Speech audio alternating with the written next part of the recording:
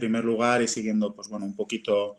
el protocolo, quisiera dar las gracias a Isabel, a Luis, a toda la organización por la invitación, por darme la oportunidad de hablar un poquito, como decía Séneca, de lo humano y lo divino, y en este caso de Fortuna. Y bueno, también pues parafraseando un poquito al poeta Virgilio, que decía Tempus fugit, pues bueno, como vamos un poquito justitos de tiempo, voy a tratar de ajustarme al tiempo de la mejor de las maneras y ser breve, conciso y coherente. Y pues bueno, si hay alguna cuestión que queda en el tintero o que es necesario profundizar, pues si no es en el debate coloquio, pues mi dirección de correo electrónico la tenéis, queda a vuestra entera disposición. Asimismo, igualmente, pues bueno, aunque sea de manera telemática, pues sí que, pues bueno, me reconforta, se agradece, pues bueno, volver a la que ha sido mi casa, a mi alma mater, a la Complutense, pues siempre se agradece. Pues bueno, la verdad que después de hablar de Asclepio y de las ninfas, pues bueno, qué decir de Fortuna, que como veremos, pues no presenta una tradición homérica como otras divinidades menores, ni tampoco tiene una genealogía propiamente dicha. No obstante, pues bueno, por imperativo voy a tener que tomar algún préstamo de su equivalente griego, de Tigé, si bien es cierto que tampoco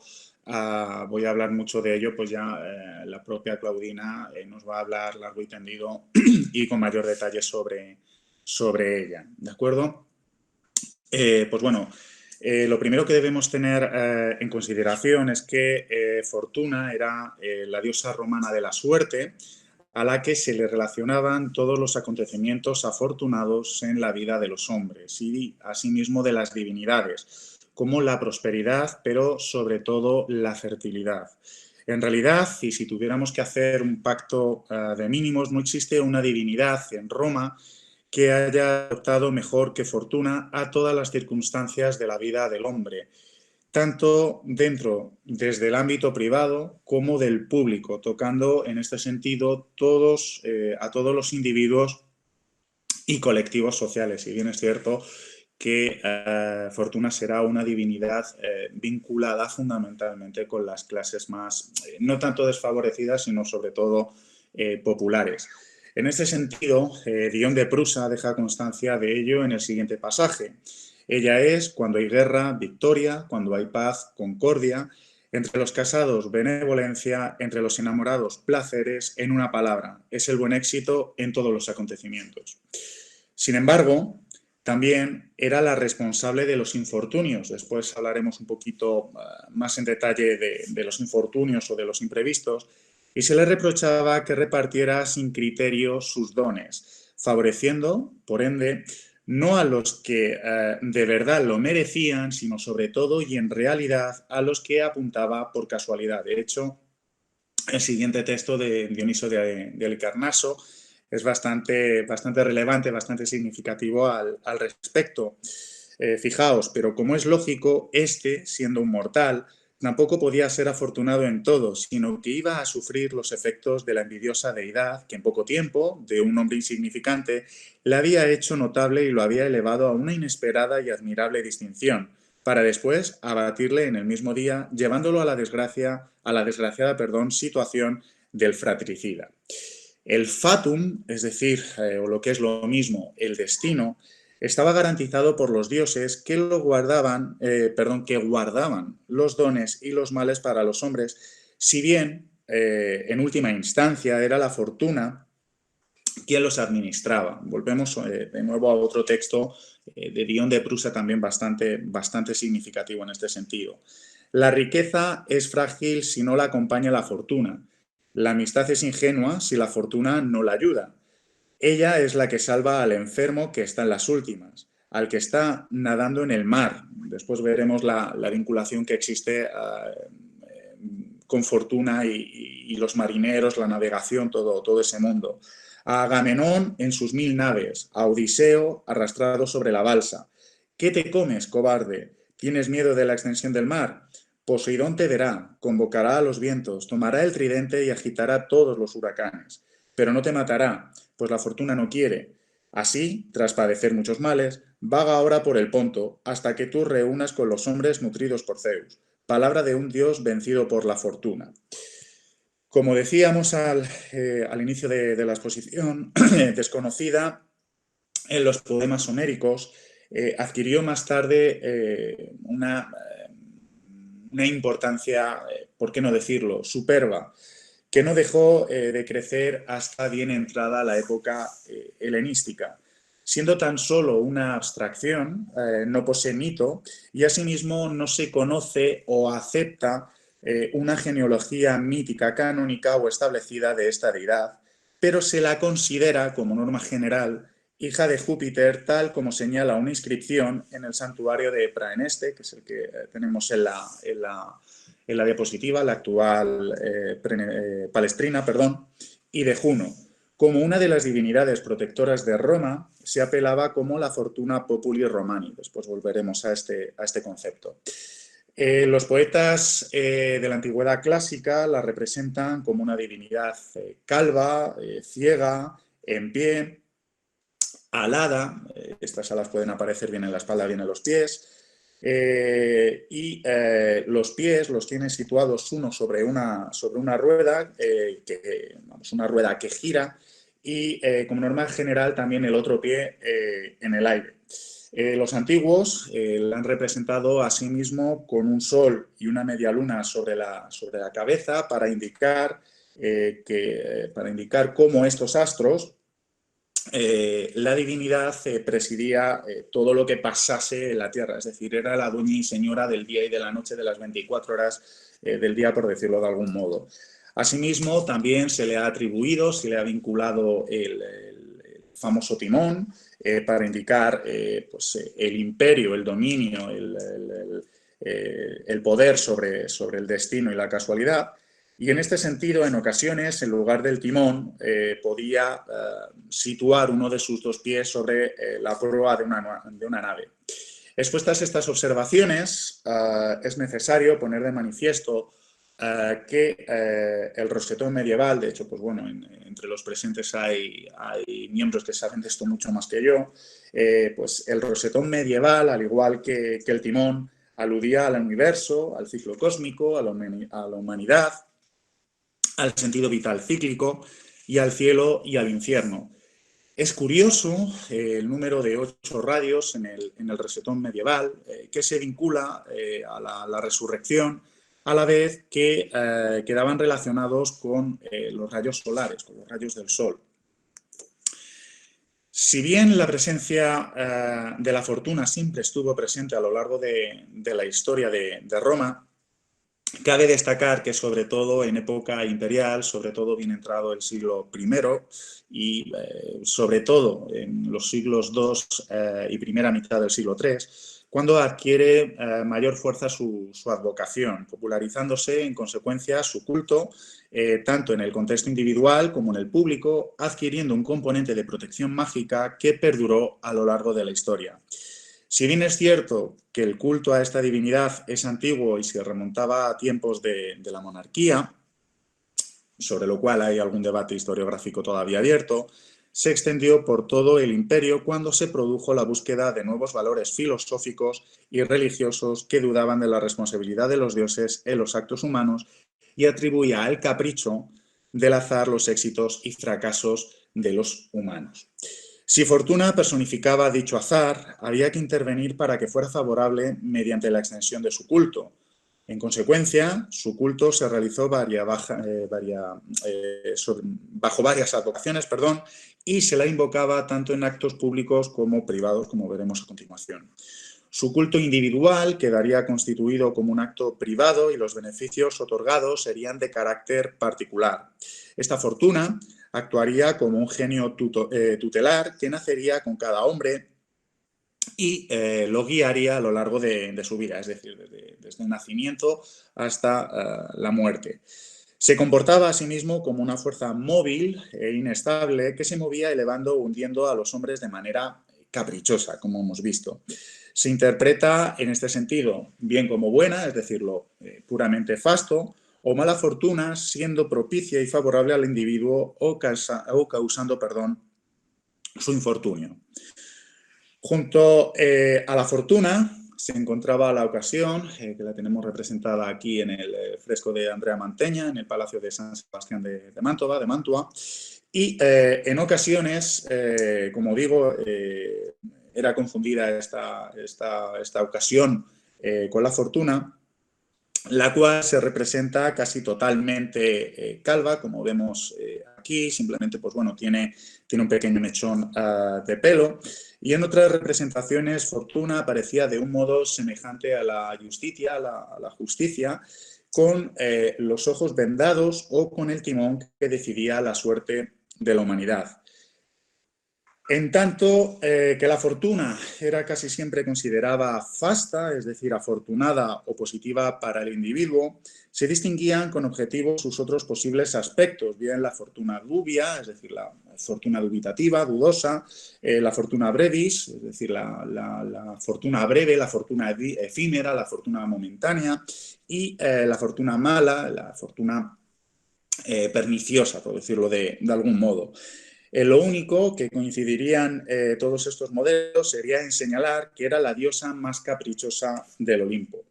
Según la tradición, su culto fue introducido por el sexto rey de Roma, Servio Tulio, nos situamos aproximadamente a comienzos del siglo VI a.C., 578-534, quien le agradecía del siguiente modo su acceso al trono y próspero reinado. Servio Tulio, el rey que más aumentó el poder del pueblo, que introdujo un gobierno ordenado, que impuso orden tanto en las elecciones como en la disciplina militar, el primer censor e inspector de las vidas y el decoro de sus ciudadanos y que gozaba de una elevada reputación por su valentía y sensatez. Se dirigió personalmente a la fortuna y se ciñó a su soberanía, de forma que parecía que la fortuna convivía con él y descendía a su habitación a través de aquella ventana que ahora llaman Porta Fenestella. Este, en efecto, erigió un templo de la fortuna en el Capitolio, el llamado Templo de la Fortuna Primigenia, del que hablaremos a continuación, que podría traducirse como la primera nacida, y el Templo de la Fortuna Obsequens, que unos consideran que significaría obediente y otros propicia. En su advocación como la fortuna primigenia, era considerada como una diosa madre cuya protección se extendía a las parturientas y sobre todo a las matronas, por lo que su culto fue especialmente seguido por las mujeres. En este sentido, en la ciudad de Praeneste, la actual Palestrina, de la que se convirtió en su patrona, en su protectora, asumió un carácter puramente oracular. A la divinidad le estaba consagrado el día 24 de junio, es decir, el solsticio de verano, y en este sentido, en el tránsito en el solsticio de verano, en ese tránsito, se realizaría una festividad en honor de la Fors Fortuna, que pues, bueno, no sería sino la advocación de la divinidad, que incluso asumiría caracteres o elementos masculinos, es decir, se fusionarían en la misma divinidad pues elementos, atribuciones masculinas y femeninas. Bueno, les había traído aquí un texto de Ovidio. No se lo voy a leer, es un texto bastante largo. Y fijaos que la consulta del oráculo prenestino, cuyo origen se desconoce, se llevaba a cabo por medio de la extracción de las sortes escritas. Este culto sería rechazado fundamentalmente por la aristocracia, por la nobilitas, debido a su relación, a su vínculo con la adivinación natural, que contaba con muy mala reputación, con muy mala consideración, e incluso estaría condenada, pero sin embargo sería muy practicada, sería muy seguida por los grupos socialmente marginados o más desfavorecidos, como las clases populares o sobre todo los esclavos. La segunda mitad del siglo III a.C., es decir, en el contexto de la Segunda Guerra Púnica, el Senado consideraría prudente no enfrentarse a una fortuna que ya había dado claras muestras de defender a sus fieles, y desde entonces los magistrados y príncipes extranjeros irían al santuario de Praeneste a rogar por su salud, por la salud, perdón, del pueblo o hacer consultas particulares. En la urbe se consolidaría el culto a Fortuna Primigenia, ya despojada por completo de su carácter oracular primigenio, debido quizás a la oposición del Senado, que tenía los oráculos como origen de una política puramente antirromana. De hecho, el siguiente texto de Plutarco es bastante ilustrativo al respecto. ¿Por qué honran los romanos a Fortuna Primigenia, a la que podría llamarse primogénita? ¿Acaso porque Fortuna, según dicen, le sucedió a Servio, nacido de una esclava, ser ilustre rey de Roma? Así, en efecto, la mayoría de los romanos lo ha entendido, o más bien porque Fortuna promovió el nacimiento y principios de Roma. ¿O tiene el asunto una explicación más natural y filosófica, en el sentido de que la fortuna es principio de todo y la naturaleza se compone de lo que es de acuerdo con la fortuna, cuando en algunos elementos subyacentes se presenta un orden como el azar? Como digo, es un texto bastante ilustrativo. Dicho esto, a partir de finales del siglo III, sobre todo del siglo II en adelante, y ya pues, en época alto imperial, siglo II, primera mitad del siglo III, en Roma sería llamada como la Fortuna Publica Populi Romani Quiritum, y su culto, despojado ya de un carácter oracular, adivinatorio, tuvo un carácter público y colectivo, sobre todo colectivo, confirmándose en consecuencia un culto oficial que tendría su reflejo en la dedicación de estatuas y en la producción de numerosas monedas, sobre todo a partir del periodo tardo republicano, si bien es cierto que pues bueno, estas acuñaciones, si bien ya en la década de los 80 antes de Cristo empiezan a producirse con Lucio Cornelio Sila, sería pues sobre todo en época del conflicto césaro-pompeyano, entre el 49 y el 45 a.C., cuando serían mucho más comunes, es decir, el uso de los motivos iconográficos de la fortuna en los reversos de las monedas. Durante la tardía República Romana, como decía, el templo de Ancio podría parangonarse en riqueza con el templo de Júpiter Capitolino en Roma y con el de Juno en Lanubio. Parte de esas riquezas fueron entregadas en 41 a.C. A Octavio, el futuro Augusto, para sufragar sus campañas. Desde entonces sería considerada una divinidad protectora de la familia imperial, ocupando un puesto de honor en sus devociones públicas y privadas. Como hemos señalado al comienzo de la exposición, Fortuna fue una divinidad con unos orígenes antiguos bastante imprecisos. Hay quien los remonta, como hemos visto, a tiempos de Servio Tulio. Y, en resumidas cuentas, sería la representación, la personificación del azar. Por otro lado, y pues bueno, haciendo un breve resumen, dando unas pinceladas de las varias advocaciones que presenta Fortuna pues, desde la tardía República Romana y sobre todo en época imperial, la Fortuna virilis tendría las mismas funciones o complementaría, perdón, a la Fortuna barbata, y en este sentido no sería sino una advocación masculina protectora del paso de la juventud a la madurez masculina, es decir, sería también una divinidad cuya advocación se realizaba en esos ritos de paso, en esos tránsitos de la edad, quedando ligada en consecuencia a un culto puramente individual. En época arcaica quizás recibió la consagración de la toga pretexta, vigilaba sobre la pubertad del joven romano y sobre su paso a la edad adulta, y sin embargo en época posterior parece haberse convertido en una vocación seguida fundamentalmente por las mujeres, sobre todo a finales del siglo I, comienzos del siglo II, que le rendirían el culto el día 1 de abril junto con la figura de la Venus Verticordia. Por otro lado, hemos de tener presente, hemos de tener en consideración que la popularización del culto de Fortuna trajo consigo la proliferación de pequeñas figurillas de barro, pequeñas figurillas de terracota, empleadas como exvotos que eran depositadas en numerosos lararios familiares y que tenían la finalidad de proporcionar a su propietario el favor de la diosa. Dentro de los colectivos profesionales o de los comúnmente conocidos como los colegia, el que más veneró a esta divinidad sería, sin lugar a dudas, el ejército. En este sentido, el culto y seguimiento de la divinidad suponía la protección ante cualquier adversidad, pues la misma era dueña del destino y podía llevar a buen término, a buen puerto, cualquier acción.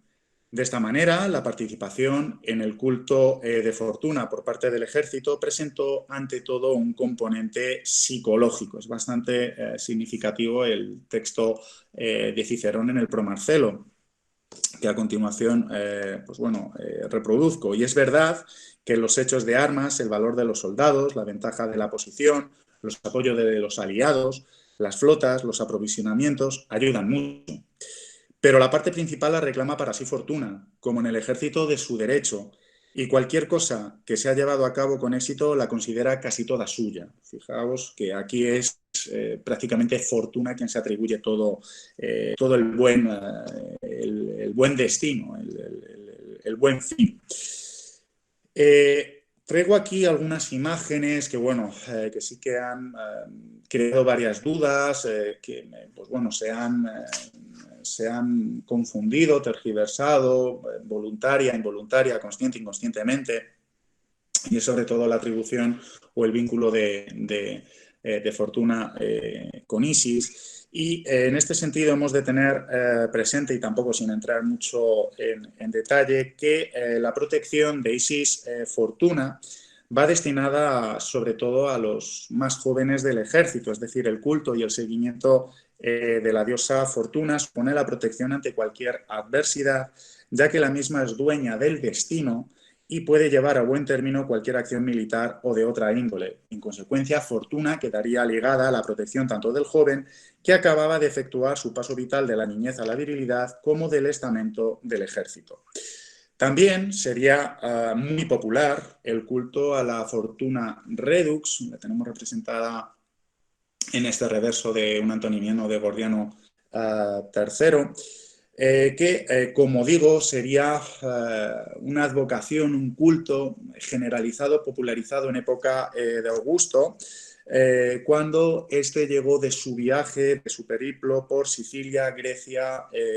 Asiria y Siria, y que a partir de ese momento fue considerada la divinidad protectora del emperador durante sus viajes y expediciones. Fijaos que, el uso iconográfico de la Fortuna Redux en los reversos de las monedas sería utilizado por Augusto, aparece también en monedas de Vespasiano, pero, como digo, pervive incluso en el siglo III y existen algunos testimonios numismáticos que se remontan a las primeras décadas del siglo IV. La aceptación de distintas advocaciones permitiría a la diosa ser cada vez más popular y cercana. Durante la tardía República Romana y sobre todo en época imperial, se constituiría en una diosa importante e influyente para gobernantes y sobre todo para generales. En este sentido, como he comentado en una diapositiva anterior, Lucio Cornelio Sila o Cayo Julio César la adoptarían como su divinidad principal al proporcionar protección ante todas las adversidades. Yo simplemente, seleccionado aquí un texto bastante ilustrativo, bastante significativo de la fortuna de los romanos de Plutarco, en la que pues, bueno, se le atribuye a César el hecho de que pues, bueno, esa fortuna, vamos, ese buen hacer que tuvo durante el Velum Civile no se debió tanto a la efectividad de sus ejércitos o al hecho de tomar decisiones cruciales en determinados momentos, sino sobre todo al apoyo y al seguimiento de la fortuna. Vamos, es un texto que reproduce Plutarco en la fortuna de los romanos. Igualmente lo encontramos en Suetonio, también en Dioniso de Halicarnaso, en Apiano, es decir, es un, vamos, a César, para bien o para mal, pues siempre se le atribuyó que la fortuna estuviera de su lado para llevar a buen término todas sus obras, todos sus planes. Desde el año 44 a.C., es decir, desde el cesaricidio, la fortuna sería representada en las monedas romanas con timón y asimismo con el cuerno de la abundancia, que bueno, es uno de los elementos iconográficos fundamentales de dicha divinidad. Un conocido tipo de estatua del arte griego, difundido a través de numerosas réplicas romanas, como la que tenemos en la diapositiva, y que describe, y que recibe su nombre de una estatua de Artemis en Dresde, que es la que aparece en la diapositiva, sirvió de modelo para la estatua, entre otras, de la fortuna que podemos ver en el Prado. Voy terminando. Los atributos principales de la fortuna romana, si bien en ocasiones carece de alguno de ellos en sus representaciones, son el gorro sacral, el modius ocelemín, signo de la abundancia, como sabéis, el cuerno de Amaltea o de la abundancia, que, pues bueno, lo hemos comentado anteriormente, que las ninfas ofrecieron como primer cuerno de la abundancia a Zeus, y el timón o la rueda,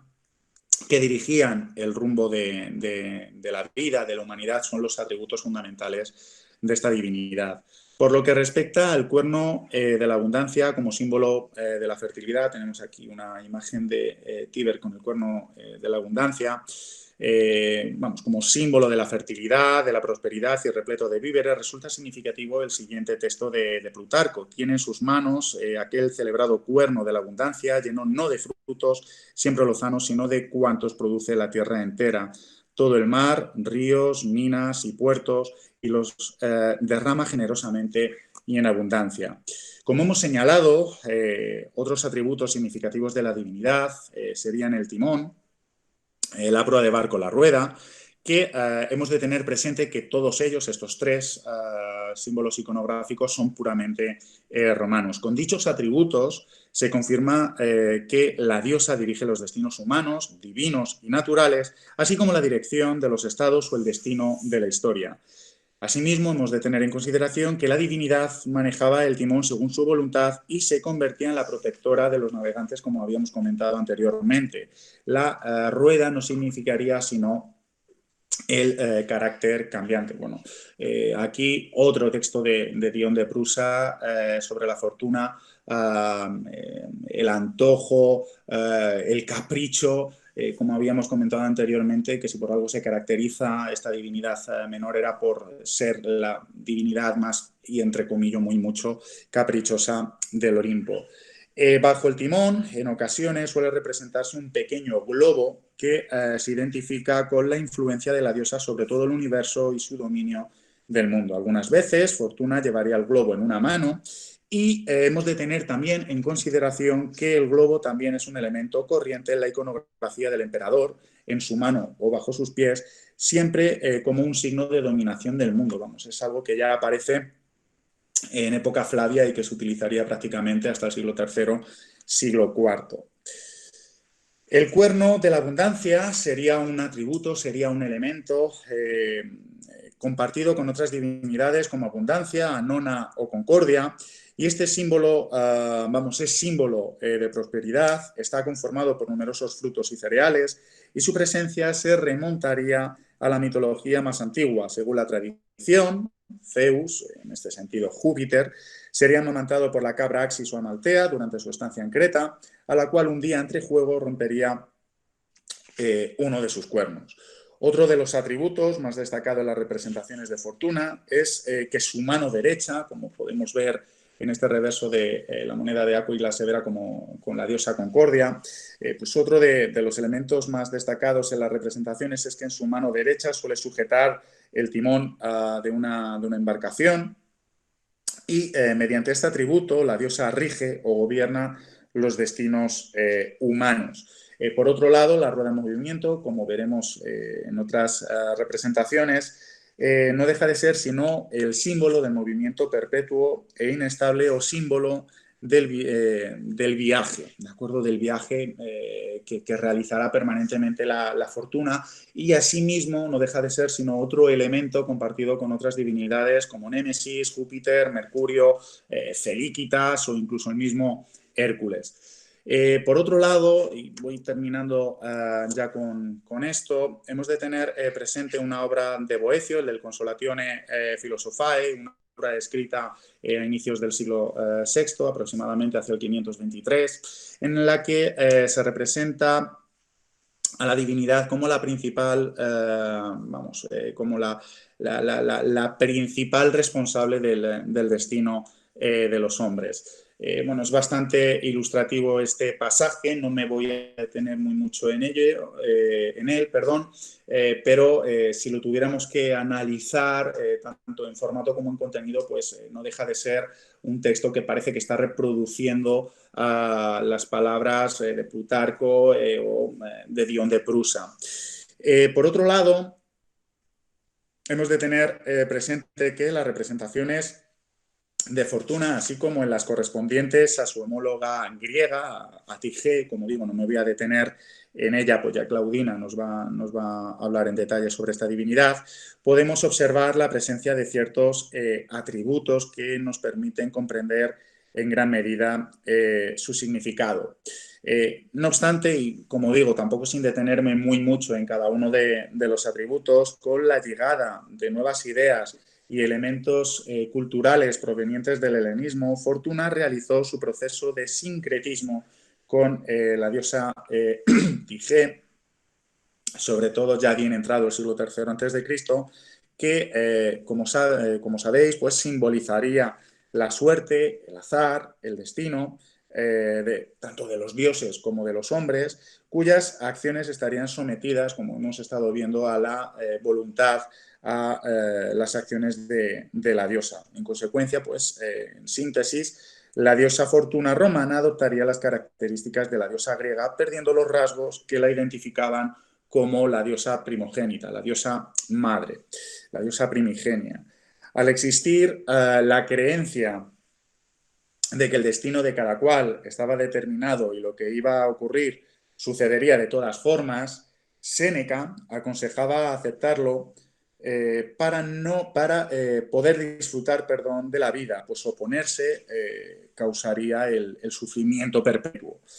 En este sentido, afirma que ni el azar ni la fortuna podrían perjudicar la virtud del sabio, pues esta sola dependía de él. Es decir, fijaos que en este sentido existen elementos, existen atribuciones que escapan a la fortuna, escapan a los designios de la divinidad. Ya damos un pequeño salto en el tiempo, nos vamos a la antigüedad tardía, nos vamos al siglo IV, siglo V, y los primeros autores cristianos no reconocían ninguna cualidad divina a Fortuna, ni creían en la buena o mala suerte, sino que todo lo bueno o malo que ocurría al ser humano, pues procedía sin lugar a dudas, de Dios, que premiaba o castigaba según las acciones de cada cual.